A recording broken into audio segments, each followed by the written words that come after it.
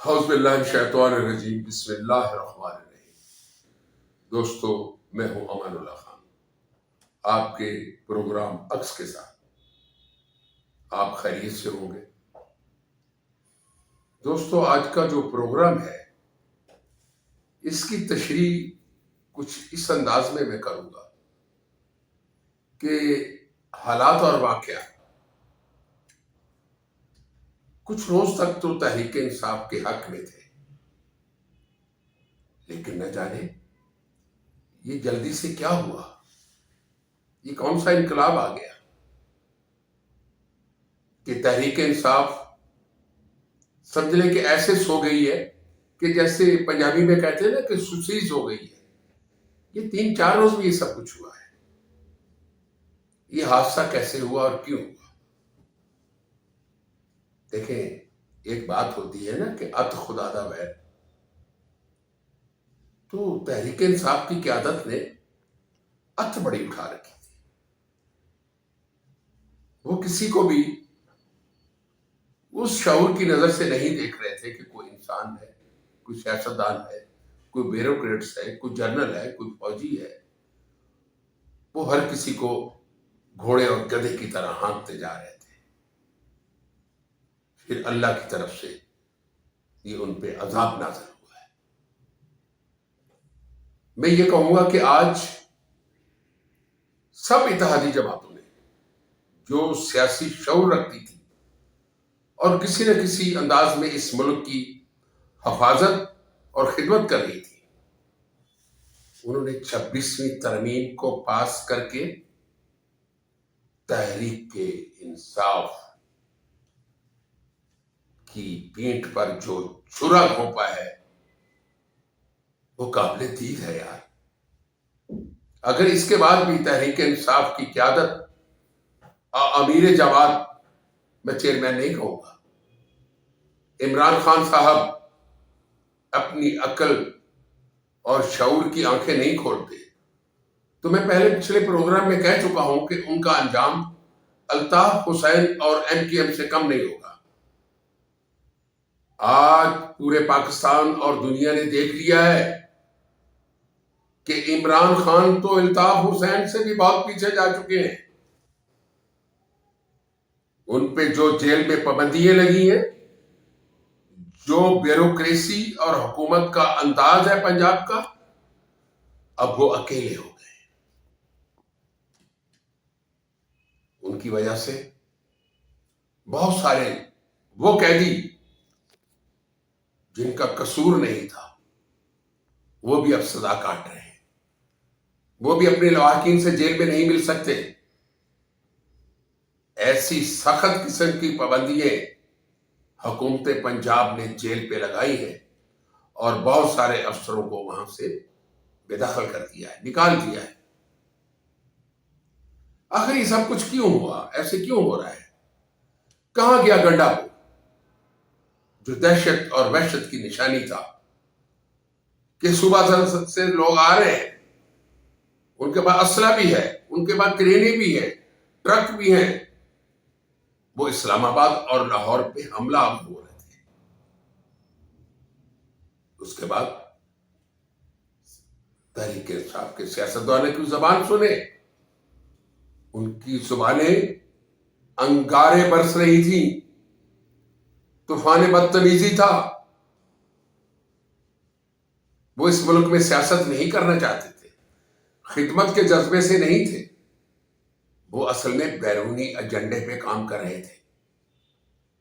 اور آج اس 26ویں ترمیم کی کامیابی کے بعد یہ سمجھ لیں کہ تحریک انصاف دفن ہو چکی ہے۔ ان کے کارکن مایوس ہیں۔ اب اگر عمران خان صاحب جیل سے اٹھ کر ڈی بلاک میں کھڑے ہو جائیں اور کارکنوں کو بلائیں، کارکن نہیں آئیں گے۔ میں یہ کہوں گا کہ کارکنوں کو ایسے مارا ہے آپ لوگوں نے کہ جیسے سب سے بڑی تحریک انصاف کی قیادت ان کی دشمن تھی۔ لوگوں کے گھروں میں صف ماتم بچھا ہوا ہے۔ جن کی اولادیں 6 ماہ سے جیلوں میں پڑی ہیں، جن کا قصور نہیں تھا، بے قصور لوگ تھے. لیکن یہ کیسی جماعت ہے، کیسے لوگ ہیں جو ان کی بحالی کے لیے، ان کے ریلیف کے لیے، عدالتوں سے ضمانت کروانے کے لیے اور انہیں جیلوں میں سہولیات پہنچانے کے لیے ایک قدم آگے نہیں بڑھا سکے.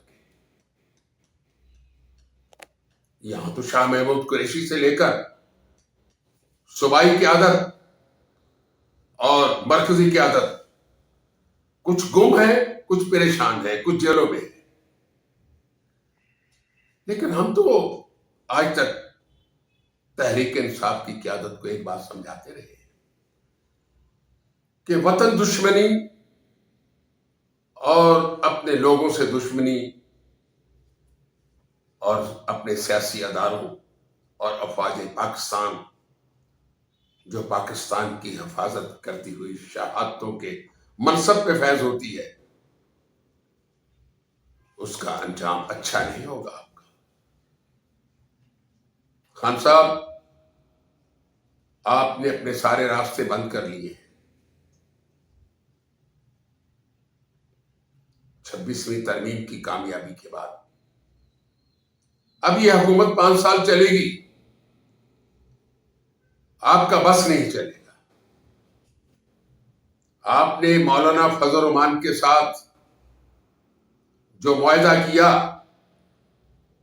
اور جس انداز میں مولانا فضل الرحمان نے اپنی سیاست کو دفن کر کے آپ کے ساتھ کھڑے ہونے کا اعلان کیا تھا، آپ نے اس کی پاسداری نہیں کی.